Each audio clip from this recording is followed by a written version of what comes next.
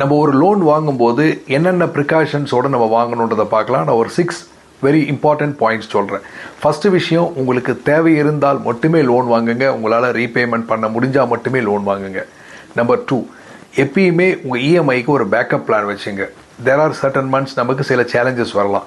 So EMI bounce ஆகாமல் இருக்கிறதுக்கு எப்பயுமே ஒரு இஎம்ஐ பேக்கப் பிளான் வச்சுக்கோங்க.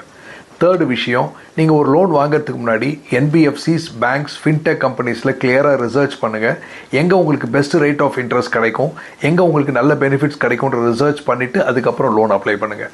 ஃபோர்த் விஷயம், உங்கள் சேங்ஷன் லெட்டர் நீங்கள் கையில் வந்த உடனே ஸ்பெசிஃபிக்காக 6 ஏரியாவை நீங்கள் பார்த்து சைன் பண்ணணும். ஃபஸ்ட்டு விஷயம் ரேட் ஆஃப் இன்ட்ரெஸ்ட், செகண்ட் வந்து number of months tenure, floating ரேட்டா ஃபிக்ஸ்டு ரேட் ஆஃப் இன்ட்ரெஸ்ட்டா, எதனா ப்ரீ க்ளோஷர் சார்ஜஸ் இருக்கா, பார்ட் ப்ரீபேமெண்ட்டுக்கு ஏதாவது சார்ஜஸ் இருக்கா, லாக்இன் பீரியட் இருக்கா. இந்த 6 முக்கியமான விஷயத்தை நீங்கள் பார்த்துட்டு அதுக்கப்புறம் நீங்கள் சாங்ஷன் லெட்டரில் சைன் பண்ணுங்கள்.